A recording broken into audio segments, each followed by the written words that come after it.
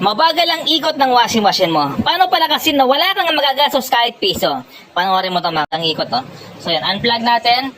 So tapos, kailangan natin itong higa, no? Yun. So paano mo nalaman kung mabagal ang ikot ng isang fan belt? So ganito, ay fan belt ng washing machine. So ganito lang, no? Ito po yung fan belt. Yun. So paano pag-check kung maluwag or hindi? Ganito lang. So kailangan mo itong pigain, no? Nako, ayan, maluwag na po talaga siya, oh.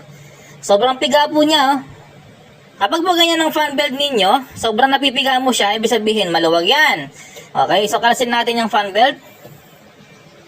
Paano pagtanggal? Ganito lang, kailangan mong ibaba rito. Ayan, tanggal na. So, ganun lang, no? So, tapos, check natin sa ilalim kung merong adjustment yung motor. Check natin. Ayan, meron siyang adjustment.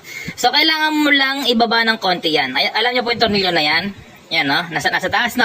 So, kailangan mo lang ibaba ng konti para ma-adjust yung motor. Adjust natin.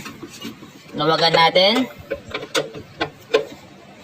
Okay, yung pong sakit na to ay number 10, no? So, yun, number 10 po yung mga manual washing machine na sakit. Yan, luwagan natin lahat yan.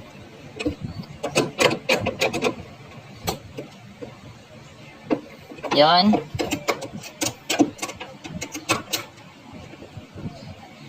Okay, maluwag na. Tapos, yung motor, i-adjust natin. Ayan po mga.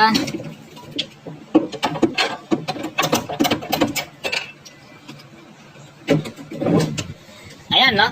Ayan po, bumaba na yung tornilyo. Ibig sabihin, na-adjust na po yan. Ayan, ganyan po dapat, no? So, ayan, higpitan na natin. Huwag po ganong i-adjust ang todo, no? Baka naman na sumikip yung fan belt, mahirapin yung makina. Kailangan yung saktong pag-adjust lang.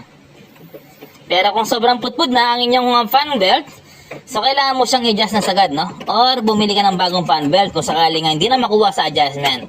Pero lahat po ng ginagawa kong washing machine na manual, ganito lang, no? Lumalakas naman yung ikot pag in-adjust ko yan. Siyempre, kapag lumawag ulit, ay hindi mo na kailangan i-adjust kasi nga, sagad na yung pag-adjust, no?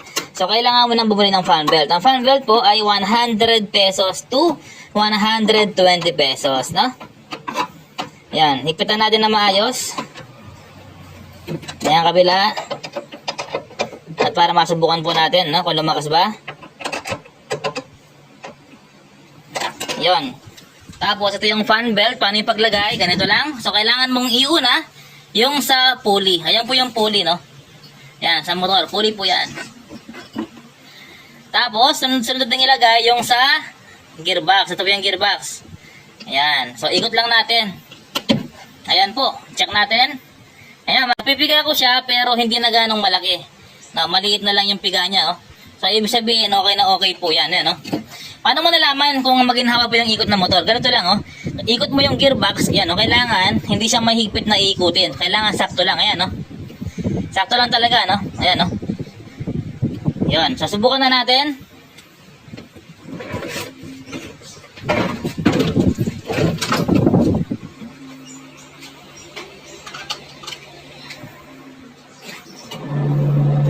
Yan, ang ganda ng ikot, no? Lumakas pa yung ikot niya kaysa kanina. Kanina, malawag pa yung fan belt. Yun, wala kang mabayaran kahit piso. Ikaw na lang gagawa. Kapag ganyan ang issue, fan belt lang, mahina ang ikot.